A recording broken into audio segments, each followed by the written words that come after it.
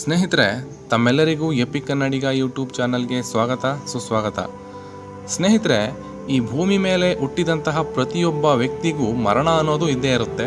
ಸಂಸಾರದಲ್ಲಿ ನಗುನಗುತ್ತಾ ಬಾಳಿ ಕಾಲನ ಕರೆ ಬಂದಾಗ ನಗುನಗುತ್ತಾ ತೆರಳಬೇಕು ಅಂತ ಒಂದು ಕಡೆ ಡಿ.ವಿ. ಗುಂಡಪ್ಪನವರು ಹೇಳಿದ್ದಾರೆ. ಹಾಗೆಯೇ ಬಡವನಾಗಲಿ ಎಷ್ಟೇ ಶ್ರೀಮಂತನಾಗಲಿ ಸಾವು ಎಂಬುದು ನಿಶ್ಚಿತ. ಭೂಮಿಯ ಮೇಲೆ ಜನಿಸಿದಂತಹ ಜೀವಿಗಳನ್ನೊಳಗೊಂಡಂತೆ ದೇವಾನುದೇವತೆಗಳಿಗೂ ಈ ಸಾವು ಎಂಬುದು ಇದ್ದೇ ಇದೆ. ಅಂದಾಗೆ ನಾವು ಇವತ್ತು ಹೇಳ್ತಾ ಇರೋದು ಸಾಮಾನ್ಯ ವ್ಯಕ್ತಿಯದಲ್ಲ, ಮರ್ಯಾದ ಪುರುಷೋತ್ತಮ, ಪಿತೃಪರಿಪಾಲಕ, ಏಕಪತ್ನಿ ವ್ರತಸ್ಥ, ಶುದ್ಧ ಚಾರಿತ್ರ್ಯ ಅಂತ ಎಲ್ಲ ಕರೆಯಲ್ಪಡುವ ಪ್ರಭು ಶ್ರೀರಾಮಚಂದ್ರನ ಮರಣದ ಬಗ್ಗೆ. ಹೌದು, ಶ್ರೀರಾಮನು ಹೇಗೆ ಅಂತ್ಯವಾದನೋ ನಿಮಗೆ ಗೊತ್ತಾ?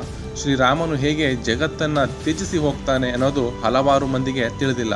ಹಾಗೇನೆ ಲಕ್ಷ್ಮಣನು ಹೇಗೆ ತನ್ನ ಅಂತ್ಯವನ್ನು ಕಂಡ, ಹನುಮಂತನಿಗೆ ಮೋಸ ಮಾಡಿದ ಶ್ರೀರಾಮನು ಈ ಲೋಕವನ್ನು ಬಿಟ್ಟು ಎಲ್ಲಿಗೆ ಹೋದ, ಹನುಮಂತನು ಈಗಲೂ ಇದ್ದಾನ, ಹಾಗಾದರೆ ಎಲ್ಲಿದ್ದಾನೆ? ಈ ಎಲ್ಲ ವಿಚಾರಗಳನ್ನು ಈ ವಿಡಿಯೋದಲ್ಲಿ ನೋಡ್ಕೊಂಡು ಬರೋಣ. ಅದಕ್ಕಿಂತ ಮೊದಲು ನೀವು ನಮ್ಮ ಎಪಿಕ್ ಕನ್ನಡಿಗ ಯೂಟ್ಯೂಬ್ ಚಾನಲ್ನ ಸಬ್ಸ್ಕ್ರೈಬ್ ಮಾಡಿಲ್ಲ ಅಂದರೆ ಈ ಕೂಡಲೇ ಸಬ್ಸ್ಕ್ರೈಬ್ ಮಾಡಿ, ಹೊಸ ವಿಡಿಯೋಗಳ ನೋಟಿಫಿಕೇಷನ್ಗಾಗಿ ಬೆಲ್ ಐಕಾನ್ ಕ್ಲಿಕ್ ಮಾಡಿ. ಹಾಗೆಯೇ ಈ ವಿಡಿಯೋವನ್ನು ಪ್ರತಿಯೊಬ್ಬ ರಾಮ ಭಕ್ತರು ಹಾಗೆ ಹನುಮಂತನ ಭಕ್ತರು ತಪ್ಪದೇ ನೋಡಲೇಬೇಕು.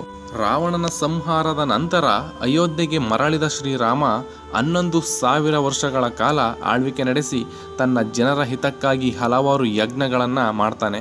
ಅವನ ಮಕ್ಕಳು ಮತ್ತು ಸಹೋದರರ ಪುತ್ರರನ್ನು ತಾನು ಆಳಿದ ದೊಡ್ಡ ಸಾಮ್ರಾಜ್ಯದ ಅನೇಕ ಕಡೆಗಳಲ್ಲಿ ರಾಜರನ್ನಾಗಿ ಮಾಡಲಾಗುತ್ತೆ. ಈ ಅವಧಿಯಲ್ಲಿ ಸೀತಾದೇವಿಯು ಭೂದೇವಿಯಿಂದ ಮರಳಿ ಕರೆದೊಯ್ದಾಗ ಭೂಮಿಯಿಂದ ಕಣ್ಮರೆಯಾಗ್ತಾಳೆ. ಮಕ್ಕಳಾದ ಲವಕುಶರು ತಂದೆಯಂತೆ ಉತ್ತಮ ಆಡಳಿತಗಾರರಾಗಿ ಬೆಳೀತಾರೆ.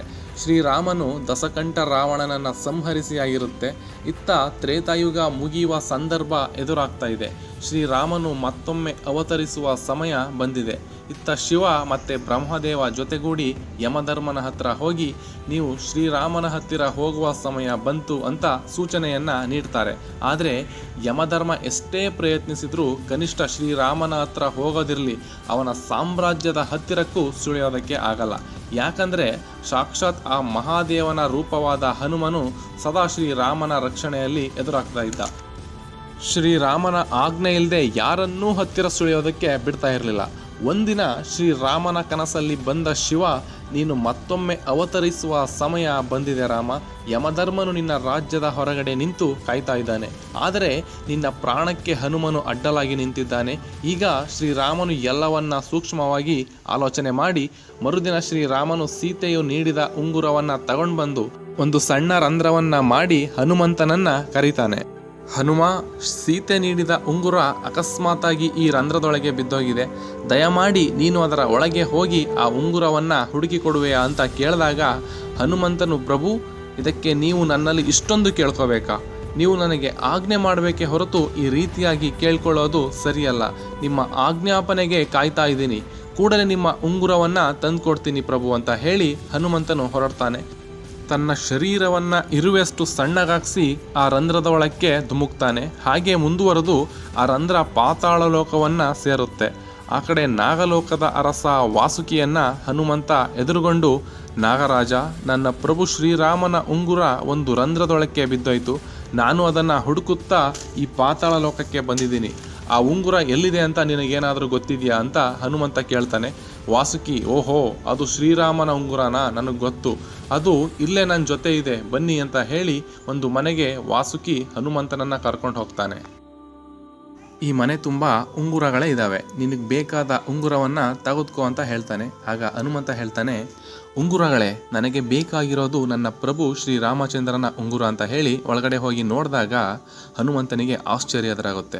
ಈ ಮನೆ ಒಳಗಡೆ ಒಂದಲ್ಲ ಎರಡಲ್ಲ ಕೋಟ್ಯಾಂತರ ಉಂಗುರಗಳು ಹೊಳಿತಾ ಇರ್ತವೆ. ಹನುಮಂತನು ಇವುಗಳನ್ನು ನೋಡಿ ಮುಗುಳ್ನಗುತ್ತಾ, ನನಗೆ ಗೊತ್ತಿಲ್ವಾ ನನ್ನ ಶ್ರೀರಾಮಚಂದ್ರನ ಉಂಗುರ ಯಾವುದು ಅಂತ ಹೇಳಿ ಹುಡುಕೋದಕ್ಕೆ ಶುರು ಮಾಡ್ತಾನೆ. ಈ ಕಡೆ ಅಯೋಧ್ಯೆಯಲ್ಲಿ ಹನುಮಂತ ಇಲ್ಲ ಅನ್ನೋದನ್ನು ತಿಳ್ಕೊಂಡಂತಹ ಯಮಧರ್ಮನು ಇದೇ ಸರಿಯಾದ ಸಮಯ ಅಂತ ಹೇಳಿ ಬ್ರಾಹ್ಮಣನ ವೇಷವನ್ನು ಧರಿಸ್ಕೊಂಡು ಶ್ರೀರಾಮನ ಹತ್ರ ಹೋಗಿ, ರಾಮ, ನಿನ್ನ ಹತ್ರ ಈಗ ತುಂಬ ಮುಖ್ಯವಾದ ವಿಷಯವನ್ನು ಮಾತಾಡೋದಿದೆ. ನಾವು ಮಾತಾಡೋ ಸಂದರ್ಭದಲ್ಲಿ ಯಾರಾದರೂ ಮಧ್ಯದಲ್ಲಿ ಬಂದರೆ ಅವರಿಗೆ ಮರಣ ತಪ್ಪಿದ್ದಲ್ಲ ಅಂತ ಹೇಳ್ತಾನೆ. ತಕ್ಷಣ ಶ್ರೀರಾಮನು ಲಕ್ಷ್ಮಣನನ್ನು ಕರೆದು, ನಿನಗೊಂದು ಜವಾಬ್ದಾರಿಯನ್ನು ಒಪ್ಪಿಸ್ತಾ ಇದ್ದೀನಿ, ಈ ದ್ವಾರದ ಹತ್ರ ನಿಂತು ಎಂತಹದ್ದೇ ಸ್ಥಿತಿಯಲ್ಲೂ ನನ್ನ ಹತ್ರಕ್ಕೆ ಯಾರೂ ಕೂಡ ಬರದೇ ಇರೋ ಹಾಗೆ ನೋಡ್ಕೋಬೇಕು ಅಂತ ಆಜ್ಞೆ ಹೊರಡಿಸ್ತಾನೆ. ಅಣ್ಣನ ಆಜ್ಞೆಗೆ ಒಪ್ಪಿದ ಲಕ್ಷ್ಮಣ ದ್ವಾರದ ಹತ್ರ ಕಾವಲಾಗ್ತಾನೆ. ರೂಮ್ನ ಬಾಗಿಲು ಮುಚ್ಚಿದ ಮೇಲೆ ಶ್ರೀರಾಮನ ಮುಂದೆ ತನ್ನ ನಿಜವಾದ ರೂಪವನ್ನು ತಾಳ್ತಾನೆ. ಯಮಧರ್ಮನು ಹೇಳ್ತಾನೆ, ಸ್ವಾಮಿ, ಶಿವ ಮತ್ತು ಬ್ರಹ್ಮದೇವನ ಆಜ್ಞೆಯಂತೆ ನಾನು ನಿಮ್ಮಲ್ಲಿಗೆ ಬಂದಿದ್ದೀನಿ. ನಿಮ್ಮ ಈ ಶ್ರೀರಾಮನ ಅವತಾರದ ಕಾರ್ಯ ಮುಗಿದಿದೆ. ಇನ್ನು ಮುಂದೆ ನೀವು ವಿಷ್ಣುವಿನ ರೂಪವನ್ನು ತಾಳಿ ವೈಕುಂಠಕ್ಕೆ ಧಾವಿಸಬೇಕು. ಅಲ್ಲಿ ಲಕ್ಷ್ಮೀದೇವಿ ನಿಮಗಾಗಿ ಎದುರು ನೋಡ್ತಾ ಇದ್ದಾರೆ ಅಂತ ಹೇಳ್ತಾನೆ. ಈ ಕ್ಷಣದಲ್ಲಿ ಶ್ರೀರಾಮನು ಮುಗುಳ್ನಗುತ್ತಾ ಯಮಧರ್ಮನ ಮನವಿಗೆ ಒಪ್ಪಿಗೆ ನೀಡ್ತಾನೆ. ಇದೇ ವೇಳೆ ಮಹಾನ್ ಕೋಪಿಷ್ಠನಾದ ದೂರ್ವಾಸ ಮುನಿಯು ಶ್ರೀರಾಮನೊಂದಿಗೆ ಮಾತನಾಡೋದಕ್ಕೆ ಅಂತ ಅಲ್ಲಿಗೆ ಬರ್ತಾನೆ. ಆಗ ಲಕ್ಷ್ಮಣ ಹೇಳ್ತಾನೆ, ಸ್ವಾಮಿ, ಇಲ್ಲಿ ಶ್ರೀರಾಮನು ಏಕಾಂತವಾಗಿ ಇರಬೇಕು ಅಂತ ಆಜ್ಞೆ ಹೊರಡಿಸಿದ್ದಾನೆ. ನಿಮ್ಮನ್ನು ಈ ಕ್ಷಣದಲ್ಲಿ ಒಳಗಡೆ ಬಿಡೋದಕ್ಕೆ ಸಾಧ್ಯ ಇಲ್ಲ. ಅದಕ್ಕೆ ದೂರ್ವಾಸ ಮುನಿಗಳು, ನಾನು ಅಷ್ಟೊಂದು ದೂರದಿಂದ ಶ್ರೀರಾಮನನ್ನು ನೋಡೋದಕ್ಕೆ ಬಂದರೆ ನನ್ನ ಒಳಗೆ ಬಿಡದೆ ಅಡ್ಡಲಾಗಿ ನಿಂತಿದ್ದೀಯಾ? ನನ್ನ ಒಳಗಡೆ ಬಿಡಲಿಲ್ಲ ಅಂದರೆ ಒಂದೇ ಒಂದು ಕ್ಷಣದಲ್ಲಿ ಈ ಅಯೋಧ್ಯೆ ಸಾಮ್ರಾಜ್ಯವನ್ನೆಲ್ಲ ಸುಟ್ಟು ಬೂದಿ ಮಾಡಿಬಿಡ್ತೀನಿ ಅಂತ ಹೇಳ್ತಾನೆ. ಆಗ ಲಕ್ಷ್ಮಣನಿಗೆ ಏನು ಮಾಡಬೇಕು ಅಂತ ತೋಚದೆ ಶ್ರೀರಾಮನ ಹತ್ರ ಹೋದರೆ ನನಗೆ ಮಾತ್ರ ಮರಣದಂಡನೆ ಆಗೋದು. ನಾನು ಹಾಗೆ ಮಾಡದೇ ಇದ್ದರೆ ಈ ದೂರ್ವಾಸ ಮುನಿಗಳು ಇಡೀ ಅಯೋಧ್ಯೆಯನ್ನೇ ಸುಟ್ಟು ಬೂದಿ ಮಾಡಿಬಿಡ್ತಾನೆ ಅಂತ ಆಲೋಚನೆ ಮಾಡಿ ಅಯೋಧ್ಯೆಯ ಪ್ರಜೆಗಳನ್ನು ಕಾಪಾಡಬೇಕು ಅನ್ನೋ ದೃಷ್ಟಿಯಿಂದ ತನ್ನ ಪ್ರಾಣವನ್ನೂ ಸಹ ಲೆಕ್ಕಿಸದೆ ಶ್ರೀರಾಮ ಇರುವಲ್ಲಿಗೆ ಹೋಗಿ ದೂರ್ವಾಸ ಮುನಿಗಳು ಬಂದಿರೋದಾಗಿ ಹೇಳ್ತಾನೆ. ಒಳಗಡೆ ಬಂದ ಲಕ್ಷ್ಮಣನನ್ನು ನೋಡಿ ಶ್ರೀರಾಮನು ದುಃಖತಪ್ತನಾಗ್ತಾನೆ. ಅಯ್ಯೋ ಲಕ್ಷ್ಮಣ, ಎಂಥ ಕೆಲಸ ಮಾಡಿಬಿಟ್ಟೆ, ನಿನಗೆ ತಿಳಿದಿಲ್ವೇ ಒಳಗಡೆ ಬಂದರೆ ಯಾವ ಸ್ಥಿತಿಯನ್ನು ಅನುಭವಿಸ್ತೀಯ ಅಂತ. ಈಗ ನಾನು ನಿನ್ನನ್ನು ಕೊಲ್ಲದೆ ಹೋದರೆ ಮಾತಿಗೆ ತಪ್ಪಿದಂತಾಗುತ್ತೆ ಅಂತ ದುಃಖ ಪಟ್ಕೋತಾನೆ. ಅಯೋಧ್ಯೆಯ ರಾಜನಾಗಿ ಪ್ರಜೆಗಳ ಕಾರ್ಯವನ್ನು ಮಾಡುವ ಶ್ರೀರಾಮಚಂದ್ರನಿಗೆ ತನ್ನ ತಮ್ಮ ಲಕ್ಷ್ಮಣನಿಗೆ ತನ್ನ ಕೈಯಲ್ಲೇ ಮರಣದಂಡನೆಯನ್ನು ನೀಡುವುದಾದರೂ ಹೇಗೆ, ನಾನು ಈ ಪರಿಸ್ಥಿತಿಯನ್ನು ಎದುರಿಸೋದಾದರೂ ಹೇಗೆ ಅನ್ನೋದು ತೋಚದೆ ತನ್ನ ಗುರುಗಳಾದ ವಸಿಷ್ಠ ಮುನಿಗಳ ಮೊರೆ ಹೋಗ್ತಾನೆ. ಆಗ ವಸಿಷ್ಠ ಮುನಿಗಳು, ರಾಮ, ನೀನು ಲಕ್ಷ್ಮಣನನ್ನು ಕೊಲ್ಲಬೇಕೆಂದೇನಿಲ್ಲ. ಯಾವಾಗಲೂ ನಿನ್ನ ಹತ್ತಿರನೇ ಇರೋ ಲಕ್ಷ್ಮಣನನ್ನು ನಿನ್ನಿಂದ ದೂರ ಮಾಡಿದರೆ ಸಾಕು. ಅದರಂಥ ಮರಣದಂಡನೆ ಅವನಿಗೆ ಬೇರೊಂದಿಲ್ಲ. ಹಾಗಾಗಿ ಲಕ್ಷ್ಮಣನನ್ನು ಈ ಕೂಡಲೇ ಅಯೋಧ್ಯೆಯಿಂದ ಬಹಿಷ್ಕಾರ ಮಾಡುವಂತ ಹೇಳ್ತಾರೆ. ಮುಂದೆ ಶ್ರೀರಾಮನು ಲಕ್ಷ್ಮಣನಿಗೆ ಈ ವಿಚಾರದ ಕುರಿತು ಹೇಳಿದಾಗ, ಅಣ್ಣ, ನಿನ್ನಿಂದ ದೂರವಾಗಿ ಬದುಕೋದ್ಕಿಂತ ಸಾಯೋದೆ ಮೇಲು ಅಂತ ಹೇಳಿ ಸರಯೂ ನದಿಯಲ್ಲಿ ಜಲಸಮಾಧಿ ಆಗ್ತಾನೆ. ಇದರಿಂದ ದುಃಖಿತಳಾದ ಲಕ್ಷ್ಮಣನ ಪತ್ನಿ ಊರ್ಮಿಳಾ ಅದೇ ಸರಯೂ ನದಿಯಲ್ಲಿ ಜಲಸಮಾಧಿ ಆಗ್ತಾಳೆ. ಈ ಎರಡೂ ಮರಣಗಳನ್ನು ಕಂಡ ಶ್ರೀರಾಮನು ದುಃಖ ಹಾಗೂ ನೋವಿನಿಂದ ಒದ್ದಾಡುತ್ತಾ ಸರಯೂ ನದಿಯಲ್ಲಿ ಜಲಸಮಾಧಿ ಆಗ್ತೀನಿ ಅಂತ ದೃಢ ಸಂಕಲ್ಪ ಮಾಡಿ ಸರಯೂ ನದಿಯ ದಡದಲ್ಲಿ ಬಂದು ನಿಲ್ತಾನೆ. ಇದೇ ಸಂದರ್ಭದಲ್ಲಿ ಪಾತಾಳ ಲೋಕದಲ್ಲಿದ್ದ ಹನುಮಂತನು ಉಂಗುರವನ್ನು ಹುಡುಕಿ ಸುಸ್ತಾಗಿರ್ತಾನೆ. ಯಾವ ಉಂಗುರವನ್ನು ನೋಡಿದ್ರೂ ಶ್ರೀರಾಮನ ಉಂಗುರದಂತೆಯೇ ಕಾಣಿಸುತ್ತೆ. ಹೀಗಾಗಿ ವಾಸುಕಿಯನ್ನ ಕುರಿತು, ಹೇ ನಾಗರಾಜ, ಯಾವ ಉಂಗುರವನ್ನು ನೋಡಿದ್ರೂ ನನ್ನ ಶ್ರೀರಾಮನ ಉಂಗುರದ ಥರನೇ ಕಾಣ್ತಾ ಇದೆ, ನಿಜ ಹೇಳು, ಇಷ್ಟೊಂದು ಉಂಗುರಗಳು ಇಲ್ಲಿಗೆ ಹೇಗೆ ಬಂದು ಅಂತ ಕೇಳ್ತಾನೆ. ಆಗ ವಾಸುಕಿಯು ಎಲ್ಲವನ್ನ ಸಂಪೂರ್ಣವಾಗಿ ವಿವರಿಸ್ತಾನೆ. ತ್ರೇತಾಯುಗದಲ್ಲಿ ವಿಷ್ಣುವು ರಾಮನ ರೂಪದಲ್ಲಿ ಜನಿಸ್ತಾನೆ. ಯಾವಾಗ ಒಂದು ಚಿನ್ನದ ಉಂಗುರ ಪಾತಾಳ ಲೋಕದಲ್ಲಿ ಕಳೆದು ಹೋಗುತ್ತದೆಯೋ ಆಗ ಅದನ್ನ ಹುಡುಕಿಕೊಂಡು ಒಬ್ಬ ವಾನರ ಬರುತ್ತಾನೆ. ಆಗ ಭೂಮಿ ಮೇಲೆ ಇದ್ದಂತಹ ಶ್ರೀರಾಮನು ಅಸ್ತಮಿಸ್ತಾನೆ. ಅಲ್ಲಿಗೆ ತ್ರೇತಾಯುಗದ ಅಂತ್ಯವಾಗುತ್ತದೆ. ಹನುಮ, ಇಲ್ಲಿ ಇಷ್ಟೊಂದು ಉಂಗುರಗಳಿವೆ ಅಂದ್ರೆ ಇಷ್ಟು ಬಾರಿ ಶ್ರೀರಾಮನು ತನ್ನ ಜೀವನವನ್ನ ಅಂತ್ಯಗೊಳಿಸಿರ್ತಾನೆ. ಅಷ್ಟೊಂದು ತ್ರೇತಾಯುಗಗಳು ಮುಗಿದಿವೆ ಅಂತ ಅರ್ಥ. ಜೀವನವೆಂಬುದು ಒಂದು ಚಕ್ರದಂತೆ. ಒಂದು ಯುಗ ಚಕ್ರವು ಮುಗಿದಿದೆ ಅಂದ್ರೆ ಹೊಸದಾದ ಇನ್ನೊಂದು ಯುಗ ಚಕ್ರವು ಶುರುವಾಗಿದೆ ಅಂತ ಅರ್ಥ. ಒಂದು ಯುಗವು ಮುಗಿದು ಮತ್ತೊಂದು ಯುಗವು ಪ್ರಾರಂಭವಾಗುತ್ತೆ. 4 ಯುಗಗಳು ಮುಗಿದು ಮತ್ತೊಮ್ಮೆ ತ್ರೇತಾಯುಗವು ಪ್ರಾರಂಭವಾಗುತ್ತೆ. ಶ್ರೀರಾಮಚಂದ್ರನು ಮತ್ತೊಮ್ಮೆ ಜನಿಸ್ತಾನೆ. ನೀನು ಕೂಡ ಮತ್ತೆ ಜನಿಸ್ತೀಯ.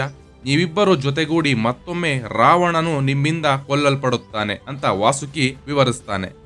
ಇದನ್ನೆಲ್ಲ ಕೇಳುತ್ತಾ ಹನುಮಂತ ಆಶ್ಚರ್ಯಪಡುತ್ತಾ, ಅಯ್ಯೋ, ಅಂದ್ರೆ ನನ್ನ ರಾಮನು ಈಗ ಅಸ್ತಮಿಸಿರುವನೆ ಅಂತ ನೊಂದ್ಕೊಳ್ತಾ ಕೈಗೆ ಸಿಕ್ಕ ಉಂಗುರವನ್ನ ತೆಗೆದುಕೊಂಡು ಅಯೋಧ್ಯೆಗೆ ಧಾವಿಸ್ತಾನೆ. ಇಡೀ ಅಯೋಧ್ಯೆಯನ್ನ ಹುಡುಕಾಡಿದ್ರೂ ಎಲ್ಲಿಯೂ ಶ್ರೀರಾಮನ ಸುಳಿವೆ ಸಿಗೋದಿಲ್ಲ. ರೋದನೆಯಿಂದ ವಾಯು ಮಾರ್ಗದಲ್ಲಿ ಹನುಮಂತ ಚಲಿಸ್ತಾ ಇರ್ತಾನೆ. ಸರಯೂ ನದಿಯಲ್ಲಿ ಜಲಸಮಾಧಿಯಾಗುತ್ತಿರುವ ಶ್ರೀರಾಮನನ್ನ ನೋಡುತ್ತಾನೆ. ತಕ್ಷಣವೇ ನೀರಿನಾಳಕ್ಕೆ ಹನುಮಂತನು ಜಿಗಿತಾನೆ. ಹನುಮಂತನನ್ನ ಕಂಡ ಶ್ರೀರಾಮನು ಮತ್ತಷ್ಟು ನೀರಿನಾಳಕ್ಕೆ ಹೋಗ್ತಾನೆ. ಇದನ್ನ ಕಂಡ ಹನುಮಂತ ಮತ್ತಷ್ಟು ಗಾಬರಿಗೊಂಡು, ರಾಮ, ರಾಮ, ನನ್ನ ಪ್ರಭುವೆ ಎಂದು ಜೋರಾಗಿ ಹೇಳ್ತಾನೆ. ಅಯ್ಯೋ, ಇದೆಲ್ಲ ನನ್ನ ತಪ್ಪೆ, ಇದೆಲ್ಲ ನನ್ನಿಂದಲೇ, ನನ್ನ ಈ ಬುದ್ಧಿಯಿಂದಲೇ ಆಯಿತು. ಒಂದು ಕ್ಷಣದಲ್ಲಿ ಬರ್ತೀನಿ ಅಂತ ಹೇಳಿ ಇಷ್ಟು ಸಮಯವನ್ನ ವ್ಯರ್ಥ ಮಾಡಿಬಿಟ್ಟೆ. ನನ್ನ ಒಂದು ತಪ್ಪಿನಿಂದ ನನ್ನ ಶ್ರೀರಾಮ ನನ್ನಿಂದ ಇವತ್ತು ದೂರವಾಗ್ಬಿಟ್ಟ ಎಂದು ಹನುಮ ದುಃಖಿಸುತ್ತಾ ರೋಧಿಸುತ್ತಾ ಕುಗ್ಗಿ ಹೋಗ್ತಾನೆ. ಅಷ್ಟರಲ್ಲೇ ಶ್ರೀರಾಮನು ಭಗವಾನ್ ವಿಷ್ಣುವಿನ ರೂಪದಲ್ಲಿ ಅವತರಿಸ್ತಾನೆ. ಹನುಮಂತನ ರೋದನೆಯನ್ನ ಕಂಡು ಪ್ರತ್ಯಕ್ಷನಾಗಿ, ಹನುಮ, ಇದರಲ್ಲಿ ನಿನ್ನ ತಪ್ಪು ಏನೂ ಇಲ್ಲ, ಇದೆಲ್ಲವೂ ಆಗಲೇಬೇಕಾದದ್ದು. ನೀನು ಏನು ಮಾಡಿದ್ರೂ ಜರುಗಬೇಕಾದದ್ದನ್ನ ತಪ್ಪಿಸಲು ಸಾಧ್ಯ ಇಲ್ಲ. ಆಗಲೇಬೇಕಾದದ್ದು ಕಾಲಕ್ಕೆ ತಕ್ಕಂತೆ ಆಗಲೇಬೇಕು ಅಂತ ವಿಷ್ಣುವಿನ ರೂಪದ ರಾಮನು ಹೇಳ್ತಾನೆ. ಆಗ ಹನುಮಂತನು, ಪ್ರಭು, ನಾನೂ ಕೂಡ ನಿಮ್ಮ ಜೊತೆ ನೀವು ಇರುವಲ್ಲಿಗೆ ಬರ್ತೀನಿ, ನಿಮ್ಮ ಸೇವೆಯಷ್ಟೇ ನನ್ನ ಜೀವನದ ಉದ್ದೇಶ ಅಂತ ಅಂದಾಗ ವಿಷ್ಣುವು, ಬೇಡ ಹನುಮ, ನಿನ್ನಂಥ ಭಕ್ತರು ಈ ಭೂಮಿ ಮೇಲೆ ಇದ್ದು ಧರ್ಮ ರಕ್ಷಣೆಯನ್ನ ಮಾಡಬೇಕು. ನೀನು ಯಾವತ್ತಿಗೂ ಚಿರಂಜೀವಿಯಾಗಿ ಬಾಳಿ ಪ್ರಜೆಗಳನ್ನ ಕಾಪಾಡುವಂತಹ ಕೆಲಸವನ್ನ ಮಾಡಬೇಕು ಅಂತ ಹೇಳ್ತಾನೆ. ಸರಿ ಪ್ರಭು, ನಿನ್ನ ಆಜ್ಞೆಯಂತೆ ಆಗಲಿ ಅಂತ ಹೇಳ್ತಾ ಹನುಮಂತನು ಪಾತಾಳ ಲೋಕದಿಂದ ತಂದಂತಹ ಉಂಗುರವನ್ನ ತನ್ನ ಬೆರಳಿಗೆ ಹಾಕಿಕೊಳ್ತಾನೆ. ನಂತರದಲ್ಲಿ ರಾಮನಾಮ ಜಪದೊಂದಿಗೆ ಹಿಮಾಲಯದತ್ತ ತೆರಳುತ್ತಾನೆ. ಇಂದಿಗೂ ಕೂಡ ರಾಮನಾಮವನ್ನ ಯಾರು ಜಪಿಸ್ತಾರೋ ಅವರಿಗೆ ತನ್ನ ಅನುಗ್ರಹವನ್ನ ನೀಡುತ್ತಾ ಅವರನ್ನ ಕಷ್ಟದಿಂದ ಕಾಪಾಡ್ತಾ ಇದ್ದಾನೆ ರಾಮಭಕ್ತ ಹನುಮಂತ. ಇದು ರಾಮಲಕ್ಷ್ಮಣರು ಭೂಮಿಯನ್ನ ತ್ಯಜಿಸಿದ್ದು ಹಾಗೂ ರಾಮಾಯಣ ಅಂತ್ಯವಾದ ಕತೆ. ಹನುಮಂತನು ಇಂದಿಗೂ ಚಿರಂಜೀವಿಯಾಗಿ ಬದುಕುತ್ತಿರುವ ಕತೆ. ಇದೇ ತರಹದ ಹೊಸ ಮಾಹಿತಿಗಾಗಿ ನಮ್ಮ ಎಪಿಕ್ ಕನ್ನಡಿಗ ಯೂಟ್ಯೂಬ್ ಚಾನಲ್ ಅನ್ನ ಸಬ್ಸ್ಕ್ರೈಬ್ ಮಾಡಿ, ಲೈಕ್ ಮಾಡಿ, ಶೇರ್ ಮಾಡಿ. ಜೈ ಹಿಂದ್, ಜೈ ಕರ್ನಾಟಕ.